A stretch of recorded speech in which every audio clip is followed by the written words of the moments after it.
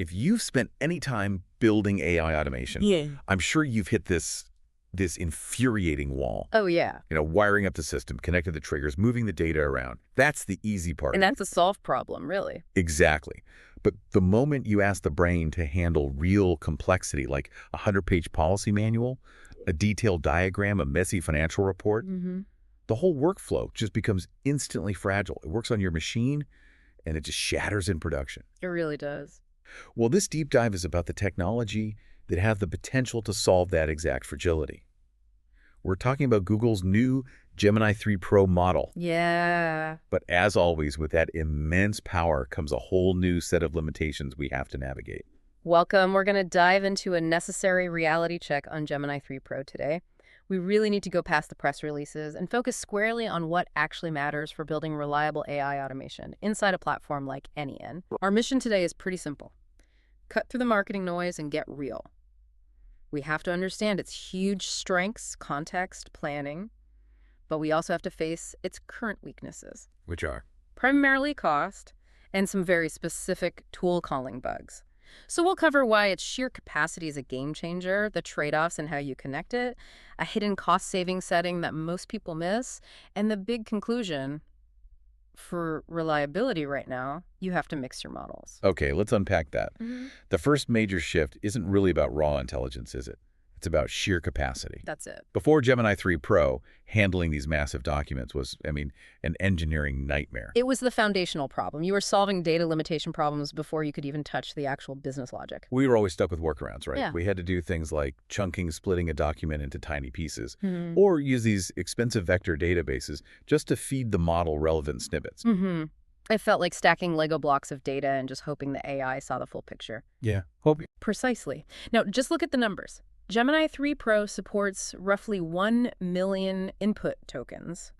A token, to keep it simple, is just a piece of information the AI processes, usually a word or part of a word. 1 million tokens. That sounds abstract, so give us the practical scale of that. What does that actually mean? It's massive. Think of it like this.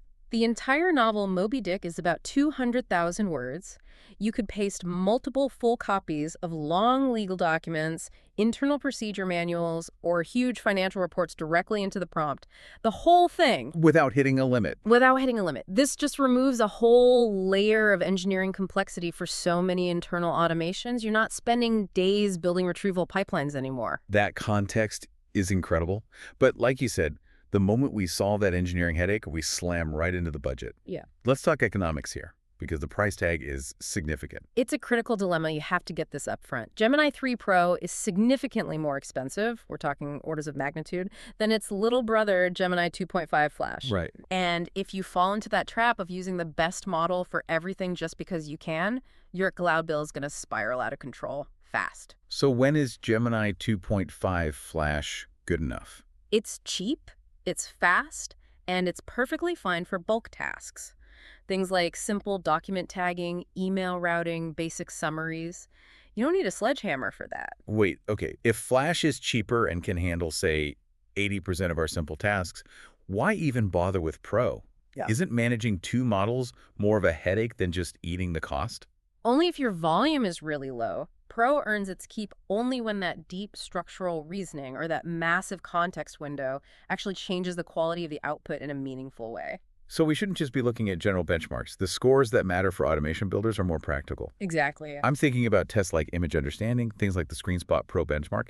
It's not just counting objects in a picture. No. It's evaluating how well the model understands the structure of a diagram or a complex flowchart. Right, and also long horizon tasks like the vending bench benchmark. That one focuses on multi-step, complex planning. The model has to plan 5 steps ahead and remember the constraints from step 1 all the way to the end. And that's where Pro justifies its cost. That's it. If your automation needs to generate highly structured data or execute a complex plan based on a 100-page document, that deep reasoning is where Pro pays for itself. So what is the main takeaway regarding its expense? It's strategic role assignment. Use the best model for the specific task required. That makes a lot of sense. So if we accept that strategy, how do we actually connect this thing to our automation platform? There are basically 3 ways to hook it into n8n, each with different trade-offs. Yep. The first two are the most straightforward. You've got the native Google Gemini node. It's the fastest setup. It's great for quick tests, but you have very limited control over advanced settings. And it's not great for agents. Not at all. Then you have the AI agent node. This treats Gemini Pro as the brain for multi-step reasoning. You use it when the AI needs to actually think, not just describe something. But it still has limits. It does.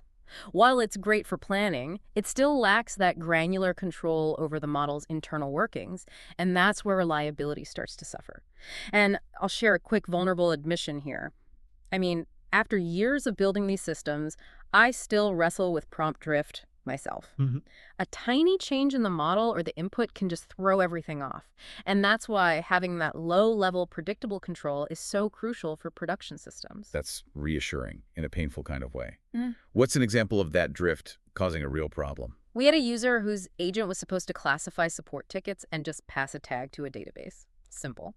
But it started adding a verbose explanation before the tag. Oh, no. The database only wanted the tag, so the system just broke silently. It lost data for 3 hours before anyone even noticed the structure had changed. Small drift, big error. Wow, okay, those simple connections can hide some really costly details.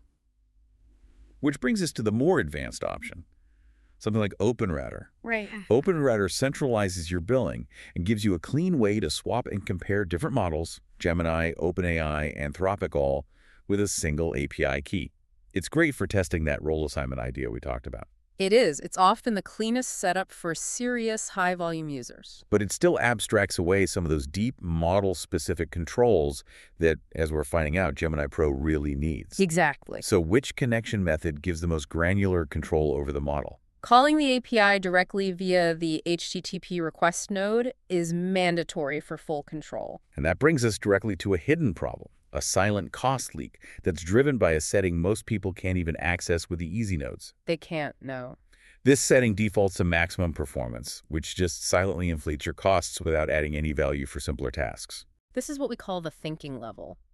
Gemini Pro can operate in 2 states: low, which is faster, cheaper, and uses less deep reasoning, and high, which is the default. It's slower and engages much deeper, more resource-intensive logic. So high thinking is like having an internal QA team checking every logical step, while low thinking is the quick gut reaction response. That's a great way to put it. But here's the tooling gap.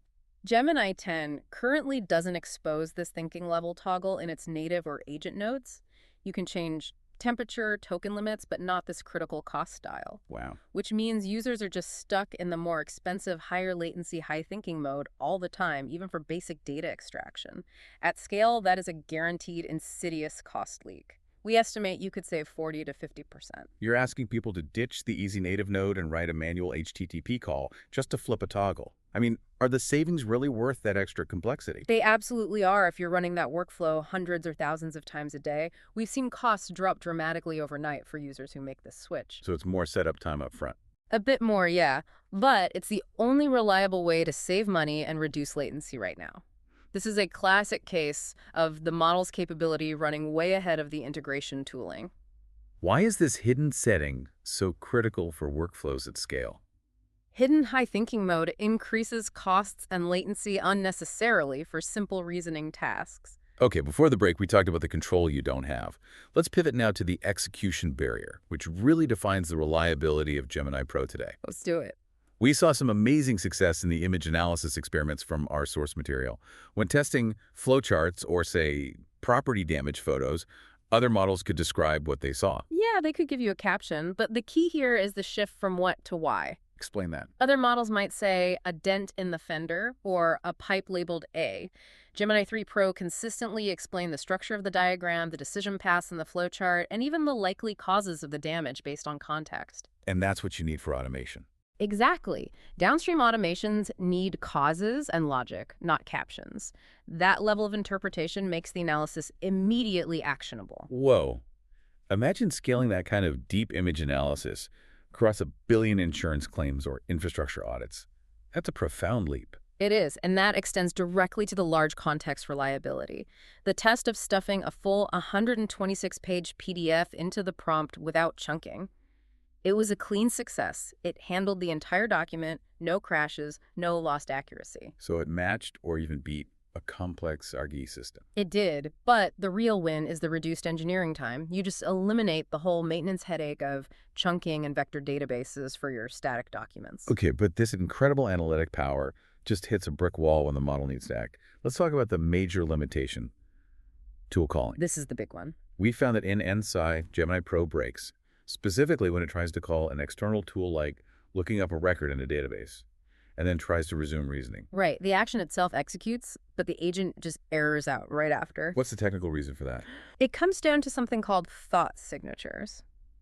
Basically, the agent errors out because n8n doesn't yet support Gemini's specific internal format for its planning notes. So the model is like taking notes for itself on how to solve the problem. Exactly.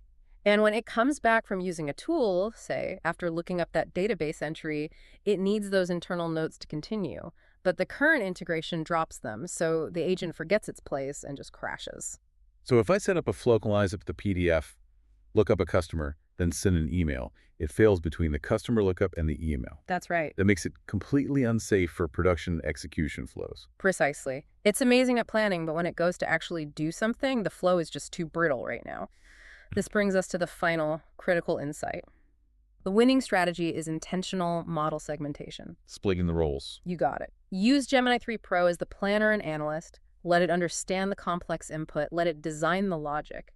But then... I'll let another model do the work. Yeah. Let other, more stable models like Gemini Flash or even some OpenAI models serve as the executor. Let them handle the simple tool calls and action steps. What is the main risk of using Gemini and n8n today?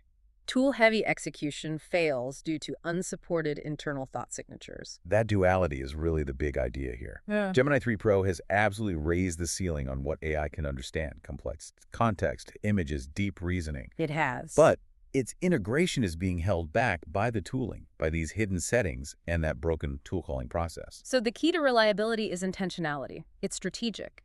Use Gemini Pro for its genuine strengths, that complex analysis and design. Then let other, more stable models handle the simple execution where cost and stability are what matters most. Test everything. Right. And this dynamic where the model's capability is running so far ahead of the tools we use every day, it just shows how fast this whole field is moving. It's incredible. And the provocative thought to leave you with is this. What happens when the tools finally catch up? When we get full cost-effective control over that deeper thinking level, even for small, fast tasks, that's when the real massive shift in automation truly begins.